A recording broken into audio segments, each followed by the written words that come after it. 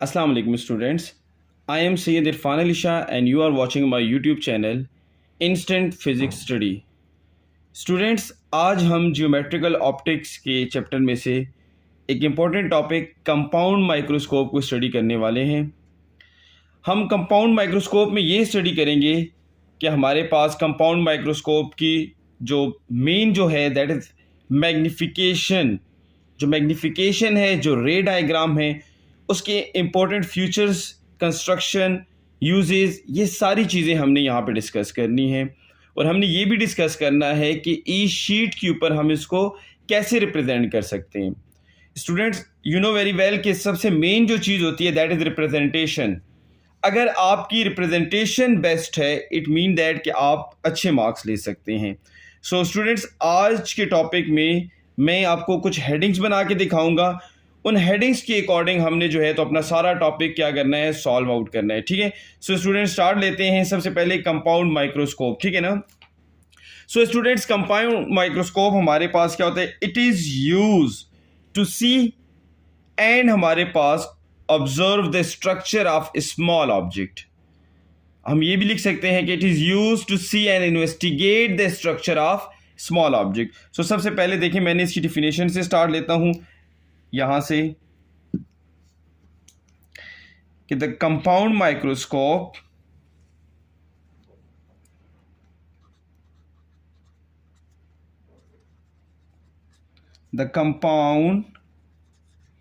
Microscope is used to see, आप देख भी सकते हैं, and investigate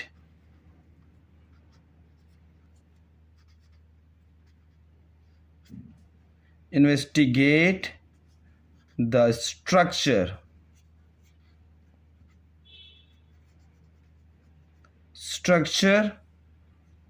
of small objects. Students, आप लोगों ने बायोलॉजी में मोस्टली देखा होगा कि टीचर जब आप लोगों को बायो लैब लेकर जाते हैं तो वहाँ पे आप डिफरेंट माइक्रो ऑर्गेनिज्म स्लाइड्स को उसमें स्टडी कर रहे होते हैं। तो एक तो आप देख रहे होते हैं एंड सेकेंडली आप इन्वेस्टिगेट भी स्ट्रक्चर कर रहे होते हैं कि जैसे रेड ब्लड सेल की स्ट्रक्चर क्या है, ठीक है ना। इस तरह डिफरेंट हमारे पास जो है तो जो आप वहाँ पे स्लाइड्स यूज़ कर रहे होते हैं उसके अकॉर्डिंग आप उसको फाइंड आउट कर रहे होते हैं। सो ये तो मेरे पास इसकी डिफिनेशन हो गई। नाउ अब हम जाते हैं ज़रा कंस्ट्रक्शन पे कि ये बनी कैसे है, ठीक है ना। सो कंस्ट्रक्शन, ओके स्टूडेंट्स, यहां पे मैंने इसकी कंस्ट्रक्शन की हेडिंग दे दी है। अब देखिए, मैंने कंस्ट्रक्शन में सबसे पहले क्या लिखना है। देखिए, बेसिकली जो कंपाउंड माइक्रोस्कोप है उसमें टू कन्वर्जिंग लेंसेज यूज हुए हैं। Two converging lenses mean that two convex lens हमारे पास यूज हुए हैं, ठीक है ना स्टूडेंट। सो देखिए, जब टू कन्वेक्स लेंस मेरे पास यूज है तो मैं उसको कैसे लिखता हूं, देखिए यहां से मैंने लिखा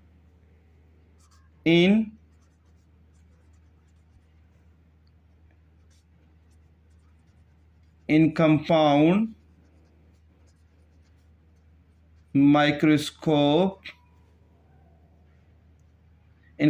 microscope has two converging lenses, ठीक है। अब क्या है, द ऑब्जेक्टिव नंबर फर्स्ट, एक हमारे पास होता है objective and the eyepiece. Second हमारे पास कौन सा होता है, आई पीस होता है, ठीक है ना। ओके स्टूडेंट्स, ये देखिए मैंने यहाँ पे कंस्ट्रक्शन में क्या बता दिया कि हमारे पास टू कंपाउंड, हमारे पास माइक्रोस्कोप में टू कन्वर्जिंग लेंसेज हैं, that is objective and the eyepiece. लेकिन अब जो मोस्ट इंपॉर्टेंट बात है वो क्या है, वो देखिए मैं भी लिख रहा हूं। याद रखें कि कंपाउंड माइक्रोस्कोप में हमेशा objective lens has smaller focal length than the eyepiece, ठीक है ना।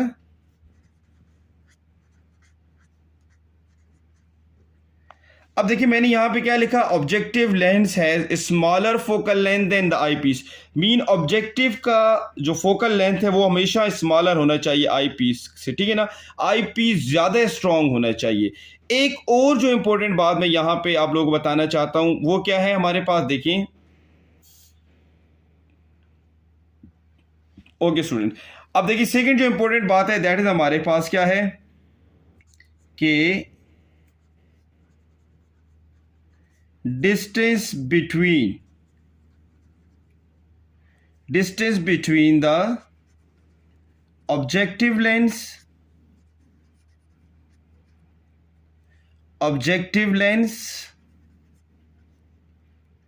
and the eyepiece. The eyepiece is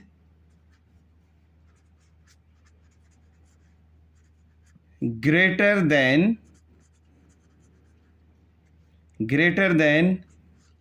f not plus f E. Student यहां पे मैंने एक इंपॉर्टेंट बात क्या लिखी है कि the distance between objective lens and the eyepiece is greater than f naught plus f e. Mean focal length of objective plus focal length of eyepiece को ऐड कर लें तो ऑब्जेक्टिव लेंस और आई piece में इससे greater distance होना चाहिए। Mean अगर यहाँ पे ऐसे मैं जनरली आपको एक्सप्लेन करने वाला हूँ कि यहाँ पे अगर ऑब्जेक्टिव लेंस है और यहाँ पे हमारे पास आई पीस है तो इनके बीच के जो डिस्टेंस है वो इनके फोकल लेंथ से ग्रेटर होना चाहिए। स्टूडेंट्स यही चीज़ मैं आपको ई शीट पे भी बताऊंगा कि ई शीट पे इसको रिप्रेजेंट कैसे किया जाता है। सो एंड में मैं आप लोगों को जो ई शीट पे मैंने लिखा हुआ है वो मैं आपको दिखाऊंगा। सो स्टूडेंट्स चैनल अगर आपने सब्सक्राइब नहीं किया तो आप सब्सक्राइब लाजमी कर दें, बेल का आइकन भी प्रेस कर दें, वीडियो को जो है तो लाइक और शेयर लाजमी करें। सो नेक्स्ट हमने क्या लिखना है, फ्यूचर ऑफ कंपाउंड माइक्रोस्कोप। देखिए अब हेडिंग मैं बनाता जा रहा हूं,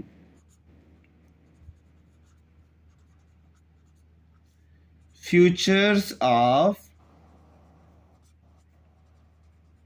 कंपाउंड माइक्रोस्कोप। सो स्टूडेंट हमने यहां पे लिख दिया कि फ्यूचर ऑफ कंपाउंड माइक्रोस्कोप। अब सबसे पहला मेरे पास जो है तो वो इंपॉर्टेंट फ्यूचर क्या है, ठीक है ना।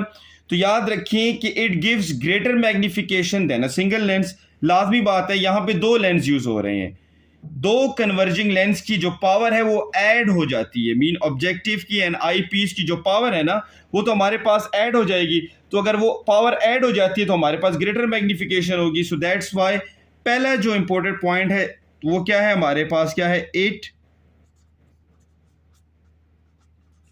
Gives greater magnification than a single lens.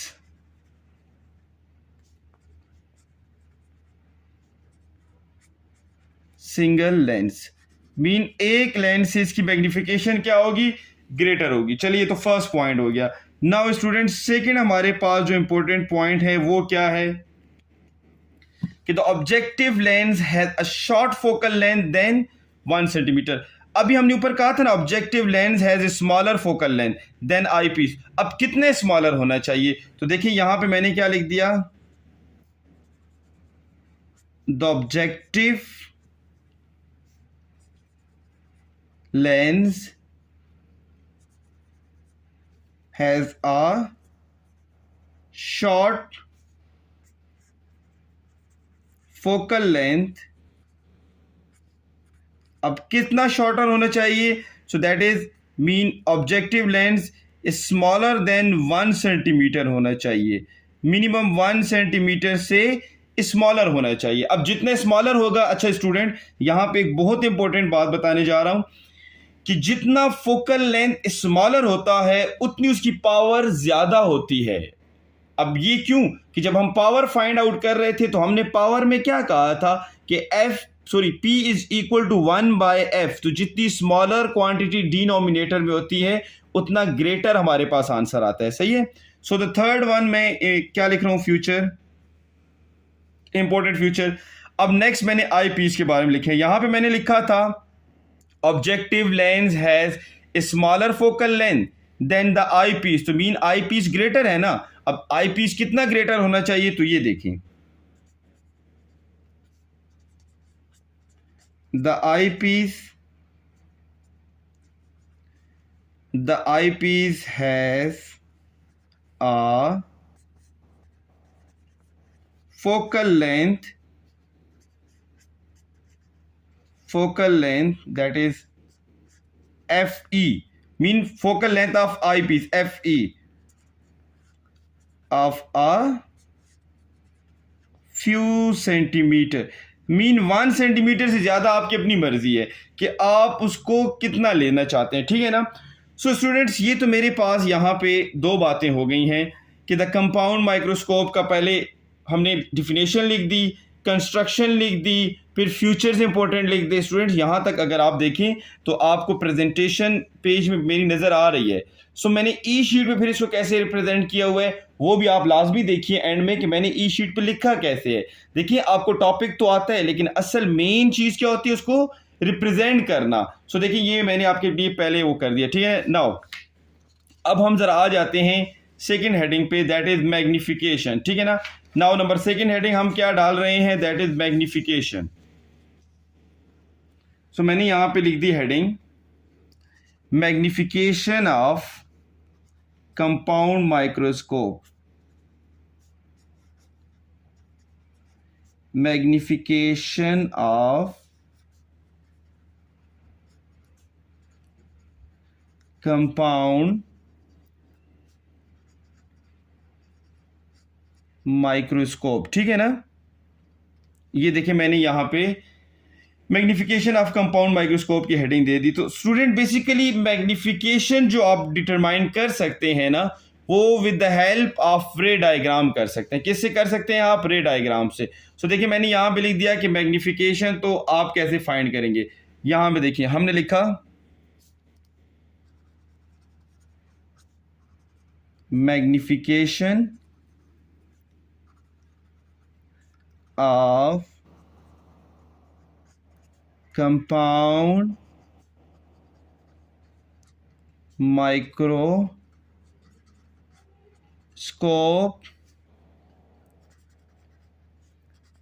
can be determined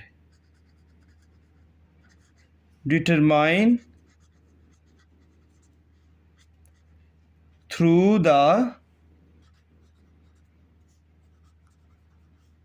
ray diagram।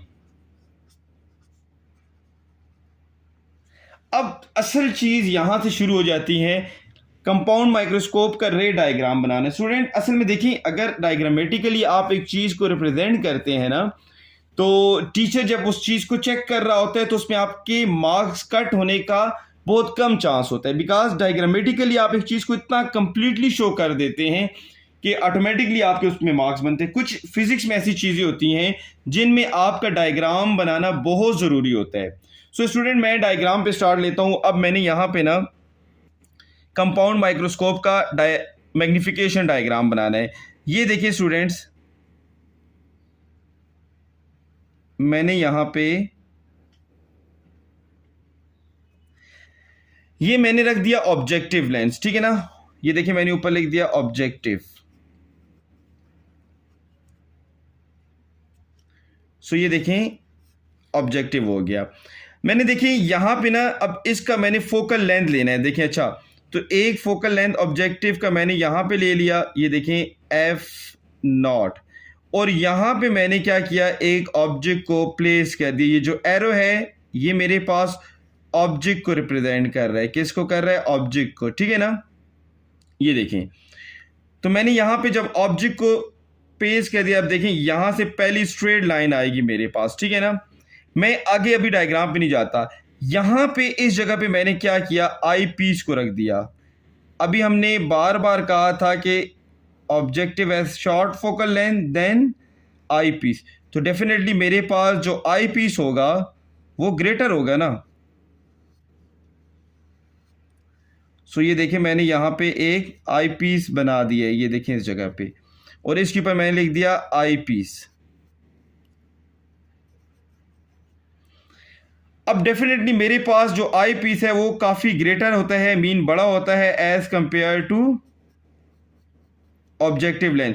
तो देखिए मेरे पास इसका जो फोकल लेंथ है वो भी बड़ा है। देखिए जैसे एफ ई, एक इधर हो गया focal length of eyepiece, and एक देखिए मेरे पास ये हो गया focal length of eyepiece. ये देखिए ये मैंने दोनों तरफ क्या बना दिए, फोकल बना दिए। नाउ अब मैंने क्या करना है कि रे डायग्राम में मैंने उसको यहां से लाइंस क्रॉस करनी है।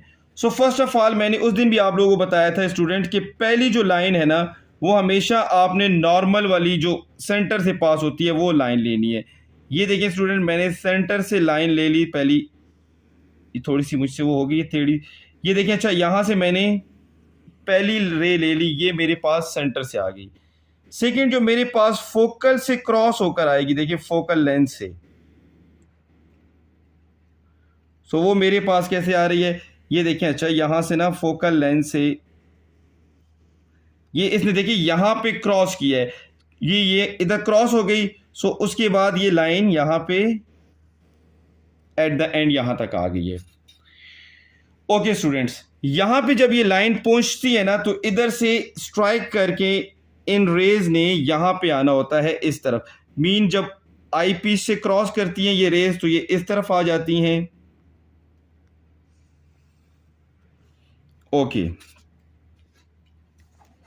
जो मेरे पास अभी तक जहां पे इंटरसेक्ट हुई है ना, तो ये देखिए मेरे पास फोकल लेंथ से थोड़ा सा बिफोर यहाँ पे इसको इंटरसेक्ट होना चाहिए था। असल में मैंने यहाँ पे रफली इनको बनाया, इस वजह से ज़रा सा मुझसे मिस्टेक सी हो रही है। चाहिए ये था कि ये ज़रा सा और भी इधर होता। So this is I1। अब मैं आपको यहाँ पे एक चीज़ समझाता हूँ स्टूडेंट्स। बेसिकली जो ऑब्जेक्टिव होता है ना वो एक स्मॉल इमेज बनाता है आई पीस के लिए, और आई पीस उस इमेज को ग्रेटर करके आपको दिखाता है। देखिए ना यहां से आप देख रहे होते हैं इस एरिया से,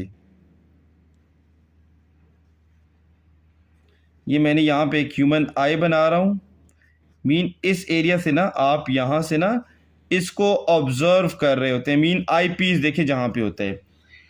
सो देखिए अब बेसिकली यहां से वो रे हमारे पास इमेजिनरी उसने डिजाइन होना है ना, तो देखिए मैं उसको इमेजिनरी कैसे डिजाइन कर रहा हूं कि ये रे मेरे पास ना इमेजिनरी यूं देखें यूं जाती है, ये फर्स्ट रे, ये देखें मेरे पास सेकंड रे,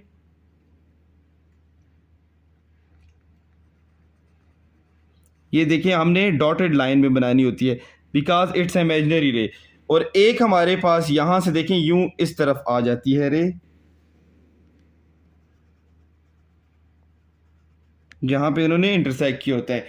सो जो हमारे पास इमेज बनती है स्टूडेंट्स वो यहां पे बनेगी। देखिए जहां पे इन इमेजिनरी लाइन ने एक दूसरे को कट किया हुआ है ना, ये देखिए मेरे पास जो इमेज बनती है ना वो इस जगह पे फाइनल इमेज बन रही है। ये देखिए दिस इज हमारे पास फाइनल इमेज I2, ये जो मेरे पास बनी है दिस इज हमारे पास फाइनल इमेज I2। अब मैंने अपने डायग्राम को क्या कर लेने हैं, जरा सा ऑर्गेनाइज फॉर्म में लिख देना है। देखिए this is final image, final image, and this is I2। Basically हम इसको I2 के नाम से लिखते होते हैं, ठीक है स्टूडेंट्स। ओके नंबर सेकंड बात देखिए हमारे पास यहां से ना इस एरिया से ये जो डिस्टेंस है मेरे पास यहां से लेकर इसके दरमियान में मैंने ये देखें D लिख दिया है, यहां से लेकर I तक के डिस्टेंस को हमने D के नेम से रिप्रेजेंट कर दिया है, ठीक है। ओके स्टूडेंट्स, जो मेरे पास ऑब्जेक्टिव लेंस है उसके डिस्टेंस को हम L से लिखते होते हैं, objective lens to eyepiece, ये हमने L से लिख दिया। ये देखिए मेरे पास यहाँ पे दिस इज हमारे पास focal length of I, and ये देखिए मेरे पास this is focal length of eyepiece and focal length of objective. So student मेरा रे डायग्राम कंप्लीट हो चुका है। अब मैंने जो रे डायग्राम बनाया है और जो मैंने आपको समझाया है उसको मैं अब इसको लिखता हूं कि मीन हम इसको लिखेंगे कैसे, कि हमारे पास इसके साथ ही आपने लिखना है। देखिए मैंने रे डायग्राम की हेडिंग दे दी, इसकी बाद ये देखिए यहां पे मैंने हेडिंग दे दी कि फ्रॉम रे डायग्राम, मीन रे डायग्राम से अब हमने आगे बात लिखनी है कि हमें रे डायग्राम से क्या पता चला है, मीन क्या पता चले। सबसे पहले देखिए objective form a small image, objective form a small image, ठीक है। सो objective form a small image and that is I1, उसको हमने क्या नाम दिया हुआ है I1, ठीक है ना। बट ये भी देखिए कि दैट इज इनसाइड द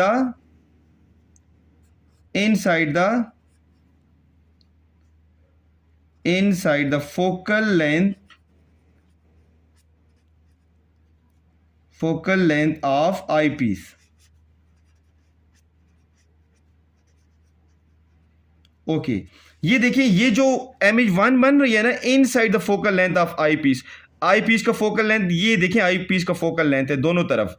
तो ये जो फर्स्ट इमेज हमारे पास बन रही है ना this is inside the focal length of eyepiece. अब क्या होता है, दिस इमेज ये जो I1 है दिस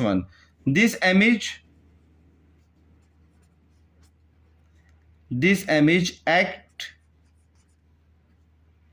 एज एन ऑब्जेक्ट, ये बेसिकली ना इसके लिए ऑब्जेक्ट बन जाता है और ये फिर इसको बड़ा करके दिखाता है, ठीक है ना। आई पीस इस इमेज को बड़ा करके दिखाएगा, an object for eyepiece, ये हो गया हमारे पास and the final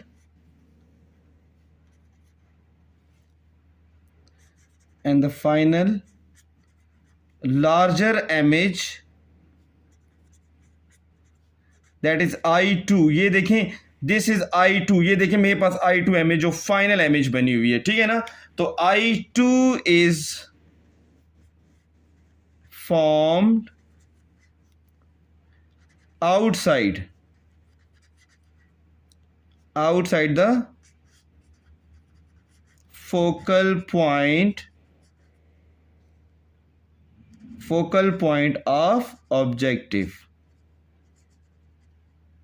so students यहां पे देखें मैंने ये बात लिखी कि जो देखिए सबसे पहले हमने क्या कहा कि objective form a small image I1 inside the focal length of eyepiece.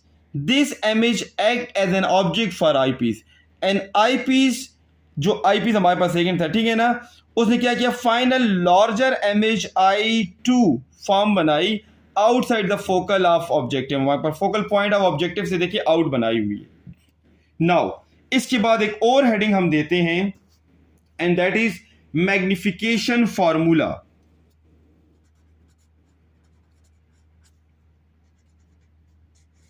So magnification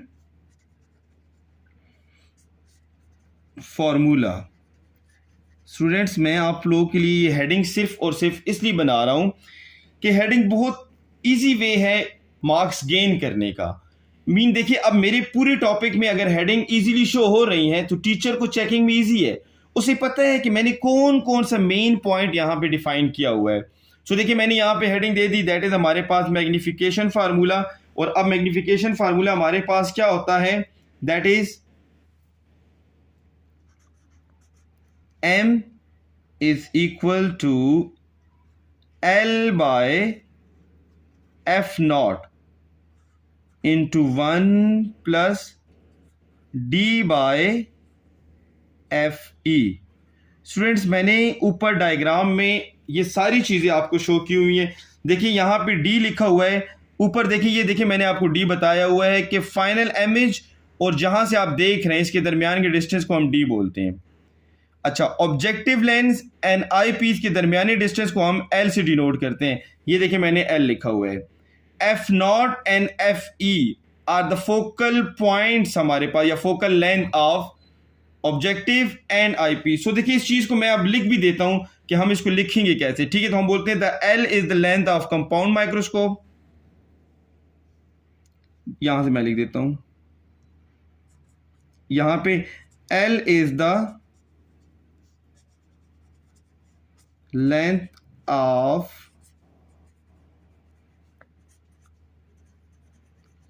compound microscope. Number 1 बात जो होगी, ठीक है ना, हमने जो पहली बात which is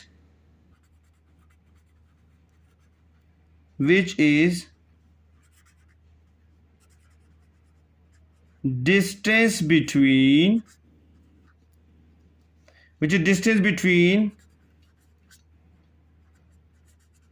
objective and eyepiece. देखिए ना, जो कि ऑब्जेक्टिव एंड आई पीस के दरमियाने डिस्टेंस को शो कर रहा है। ठीक है ना, ये तो पहली बात हमारे पास होगी। ठीक है, नाउ सेकेंड हमारे पास देखिए जो हमने डी को कहा हुआ है। ठीक है ना, तो मैंने यहां पे लिखा डी जो हमारे पास है is the distance of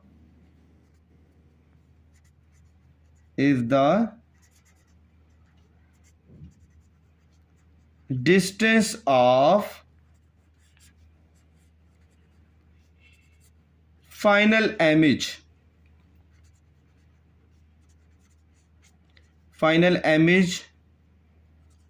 of I2। ये देखिए मेरे पास जो d डिस्टेंस है, दिस इज हमारे पास द डिस्टेंस ऑफ I2। देखिए ये d डिस्टेंस हमारे पास क्या शो कर रहे हैं, फाइनल इमेज का distance from the I show कर रहे हैं। देखिए d हो गया हमारे पास। सो दो बातें हो गई। लास्ट में मैं क्या लिख रहा हूं, वेयर, जो हमारे पास जो लास्ट वन है दैट इज हमारे पास where F E and F not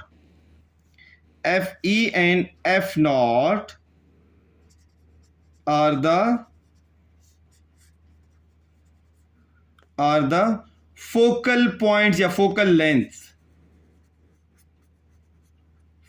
lengths of objective and eyepiece। So देखिए एफ ई मेरे पास focal length of objective lens, sorry eyepiece, and F nought is हमारे पास द फोकल ऑफ ऑब्जेक्टिव हमारे पास। सो ये देखिए हमने ये लिख दिया इस तरह। ठीक है, where F E and F naught are the focal length of objective and eyepiece respectively.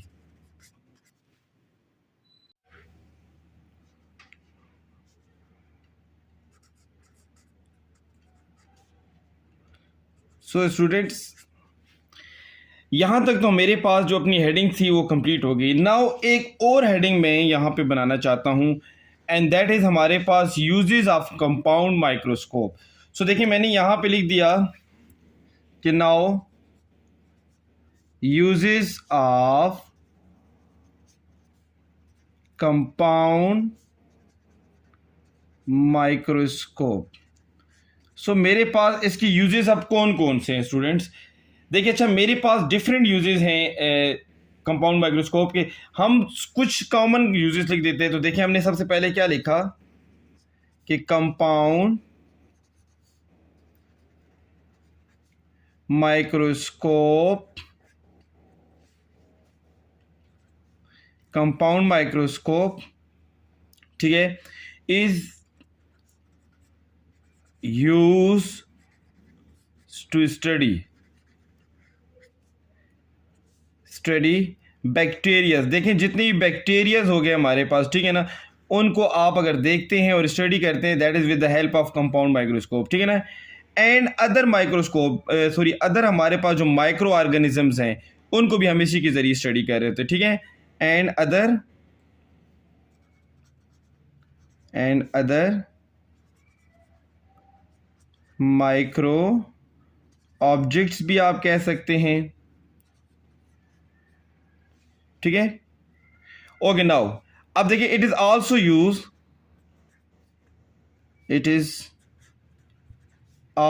Used for research के लिए। रिसर्च प्रोसेस जितने भी हमारे पास होते हैं, रिसर्च इन सेवरल फील्ड, बहुत सी ऐसी फील्ड हैं कि जिसमें तकरीबन कंप्लीट स्टडी हमारे पास अंडर माइक्रोस्कोप्स ही होती हैं। उनमें से कुछ फील्ड मैं बताता हूँ। सेवरल फील्ड्स ऑफ साइंस, ठीक है, साइंस लाइक नंबर 1 मेरे पास देखें क्या हो गया, माइक्रोबायोलॉजी। माइक्रोबायोलॉजी में हमारे पास मोस्टली हमारे पास जितनी भी स्टडीज हैं वो आप with the help of microscope कर रहे होते हैं। Microbiology number 1। बॉटनी में भी काफ़ी हद तक आप लोग इसको यूज़ करते हैं, ठीक है ना। ज़ूलॉजी में भी आप काफ़ी हद तक इसको यूज़ करते हैं, ठीक है ना। जियोलॉजिकल हमारे पास जितने ऑब्जेक्ट होते हैं उनके लिए भी हमारे पास, ठीक है ना। एंड नाउ डेज जेनेटिक्स जो फील्ड है ये न्यू साइंसेस की, ठीक है ना, उसमें भी हम बहुत ज़्यादा जो है तो माइक्रोस्कोप के ही ज़रिए सारी स्टडीज़ कर रहे होते हैं।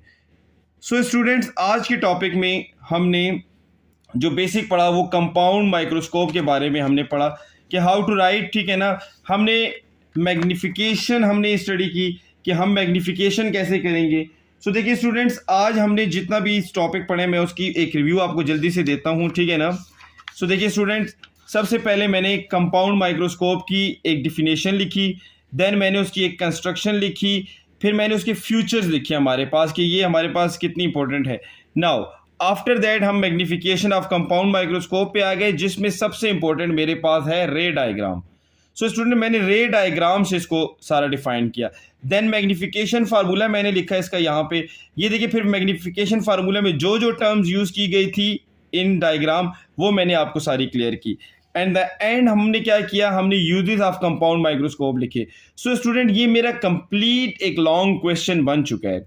नाउ अभी एंड में मैं आपको ये बताता हूं कि हम इसको इस शीट पे कैसे लिखेंगे। सो स्टूडेंट, मैंने आपके सामने अभी एक शीट रख दी है। देखिए, मैंने वही जो बात वहां पे लिखी है, वही कंपाउंड माइक्रोस्कोप, वही मैंने कंस्ट्रक्शन की यहाँ पे हेडिंग दी, ठीक है ना। वही देखिए, हम मैंने फ्यूचर ऑफ हमारे पास कंपाउंड माइक्रोस्कोप वही हमने लिखे यहाँ पे। नाउ मैग्निफिकेशन, देन देखिए मैंने डायग्राम मेरे पास यहाँ पे स्पेस बन रही थी, मैंने इधर बना लिया, ठीक है। नाउ नेक्स्ट पेज पे देखें, ये जो मैंने डायग्राम के बाद जो एरिया था वो मैंने यहाँ पे लिख दिया।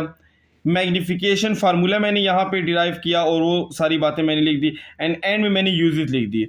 सो स्टूडेंट्स, आज हमने कंपाउंड माइक्रोस्कोप भी पढ़ा एंड ऑन ई शीट के ऊपर इसकी प्रेजेंटेशन भी मैंने आपको बताई कि ई शीट पे हम इसको कैसे प्रेजेंट कर सकते हैं।